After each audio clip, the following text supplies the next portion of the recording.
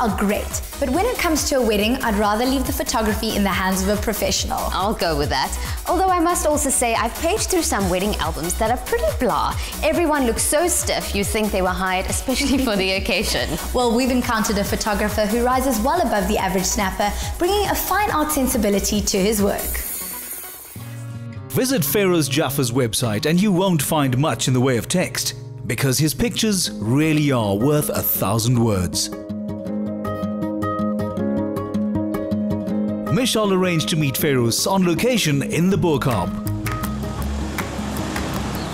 With a passion for the visual arts and design, Fayros Jaffer has become a sought-after photographer. After a recent trip to India fueled his passion, the camera has never left his side.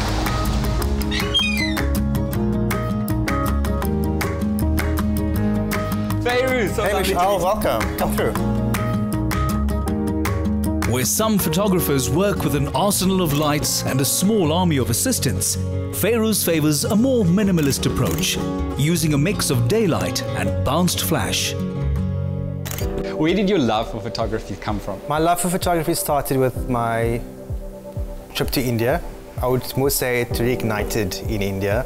I always liked photography. I was always a visual person looking at photographs, playing around the cameras.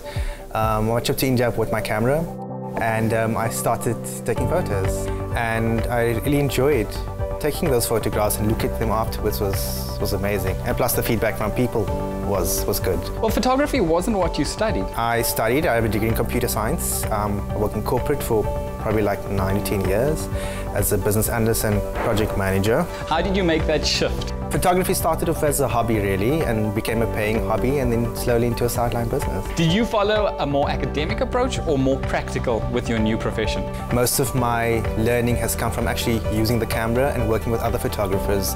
I think the biggest challenge was actually to get to know my equipment, because you can have whatever equipment, you can have the cheapest equipment, the most expensive equipment, but if you don't know how to use it properly, it's not going to benefit you much. You've become a highly sought-after wedding photographer. What are some of the tips that you could give to couples out there?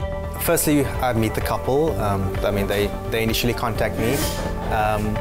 We get together over coffee or someplace where they feel comfortable, and we just have a chat, get to know each other. It's important that you get along with the couple, because you're going to be spending an entire day with them. So basically getting to know them really, and then from there choosing locations based on their personalities and their likes and stuff like that. I've noticed your content is very stylized editorial. It's more a mixture between editorial and natural. So I use a lot of natural light in my photography, but I don't particularly like shots where they are too posed because most couples don't feel comfortable in posing because they're not models. I would direct the couple into what I want, what I envision the shot to be like, and it's while they're actually getting ready into that shot, that's where I will actually snap.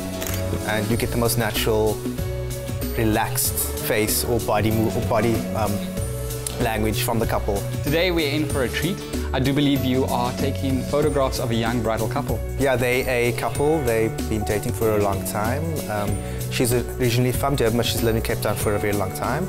He's Cape Townian as well, so it's going to be quite interesting. They look amazing, and I think the location that we're going to be shooting today will reflect on them, and especially the clothes that they will be wearing.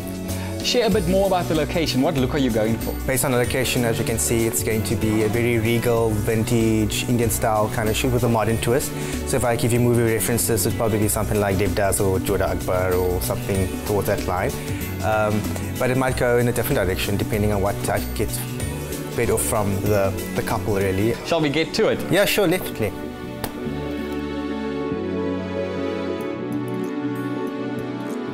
Okay, so just stand here. Do you want to touch up her makeup?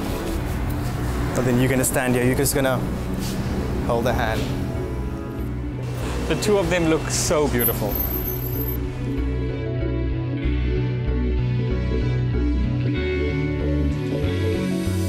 Once he's set up the pose and composition, it's all a matter of capturing the perfect moment. Wow, awesome. That's amazing.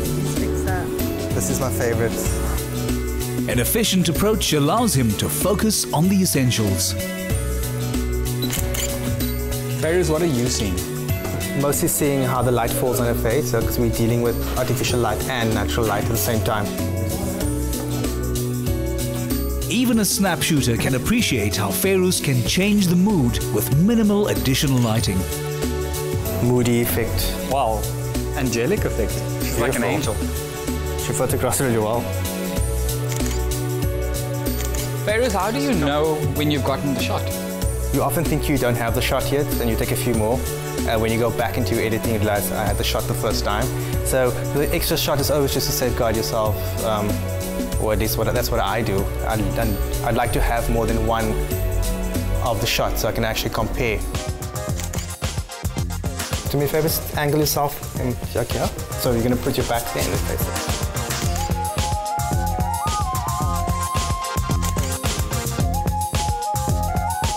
Who would believe that these stunning images weren't shot in Chennai, Delhi or Mumbai, but virtually in the shadow of Lion's Head?